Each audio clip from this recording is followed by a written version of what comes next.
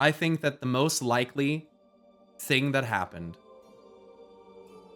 maybe not the most likely, but I think that the Titans, I think somehow, some way, they found out about Zareth Ordis. And I think that the Titans ordered themselves. I mean, Chronicle's already hinting at it. Aman'thul woke up, went around ordering planets. It's directly stated that they ordered them. But what if it wasn't really in planets in the way that we perceive it? What if he took the power of Zareth Ordis and used it to forcefully order Titans?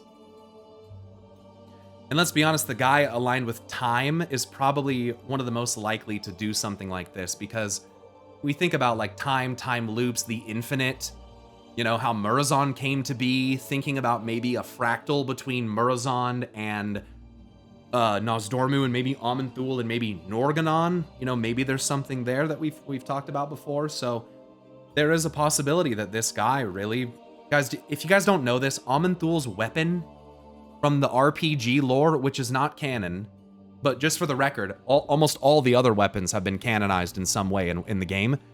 Aman'thul's weapon is a lightning bolt made of half light, half darkness, and it's called Order. You guys know that? You guys know that? He literally wields a lightning bolt called Order in the RPG lore. And half of it is light, and half of it is dark. So, and just so you know, the same staff is depicted in canon art. Here he is. Order, Sessional, Discs of Norganon, Khaz'goroth's Hammer, Aegis of Agrimar, Goradar as Gorabal. Sessional's been canonized as well. You guys know about Aenar's weapon? It's fun. Sessional is the staff wielded by the Titan Aenar. This staff resembles a gigantic shepherd's crook. It is a pure alabaster, shot through with thin red veins that resemble blood vessels. Indeed, the lines pulse as if possessed by some magical heartbeat. The staff's touch restores hope to the despairing, energy to the weary, and life to the dead. So this thing is super powerful. There's also a thing called the blind... There's a whisper that says the blind queen wields a scepter of bone. From the deep she calls forth doom. So wielding a scepter of pure alabaster, white, looking like bone with thin red veins that resemble blood vessels shot through it? There's also the paracausal fragment of Sessional. Guess where this drops? It actually doesn't drop. It's sold by Sorotis and Tierhold. So they've actually taken Sessional from the RPG lore and they've canonized it. This is a paracausal fragment of the same weapon. It's an interesting word. It's an anagram for the term seneschal, which means the steward or major domo of a medieval great house. And that's because she is advisor to Aman'thul. As listed in the RPG lore, she is his consort, allegedly. She may very well be the future summoner of the World Serpent if we ever go there. Yep.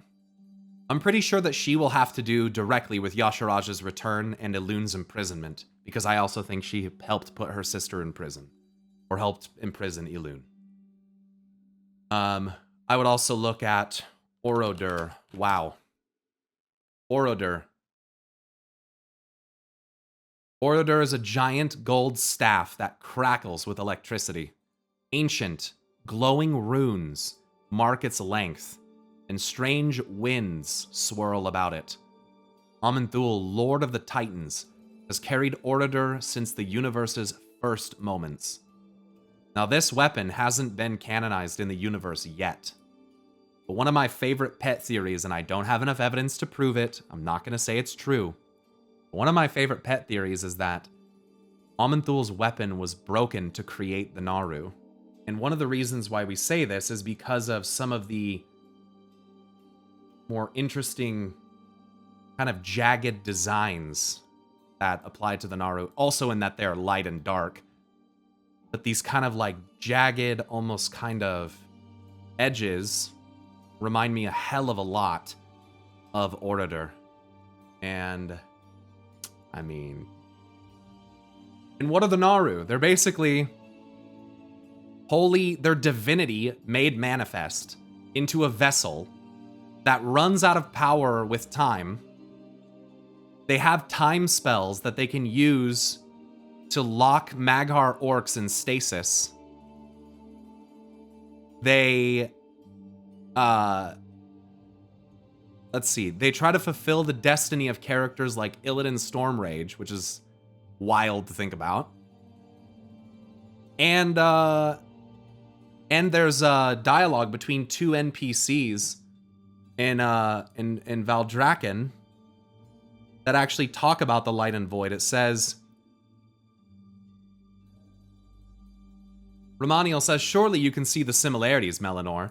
The void shows us a winding road of possibilities, just like the various timelines we're charged to observe.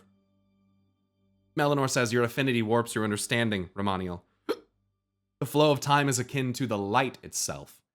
It is a central singular truth that must be preserved against all threats. So quick to presume the void's influence, have you never wondered where exactly your light might lead you? Are you certain you will like what lies at journey's end? I suppose only time will tell. Oh, well that's funny. Because that would just kind of align with an old Pyromancer Aman'thul theory called the Holy Light and Void, Aman'thul's Legacy. The Shadow Out of Time. 5 years ago. I forgot they do canonize it. I forgot they do. They do canonize Orator. Holy fuck. In the Nihilum battle. Holy fuck, they actually canonize it. He actually has it. I forgot about this. He actually fucking wields it. And she has Sessional. This is canon.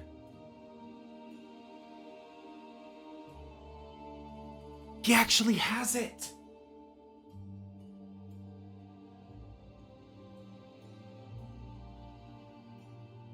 Dude, the Holy Naru are created by Aman'thul and ANR, bro. I'm telling you right fucking now, bro. That's the whole...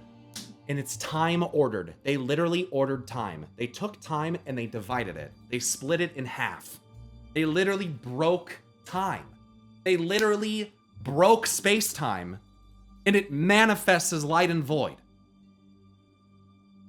That's disgusting. Why would they do that? Order. Why do they divide? Why? What logic is in it? What do they see? Why would you do it? It has to be to subvert the cycle of creation. It has to be. It has to be to, maybe in his perspective, escape.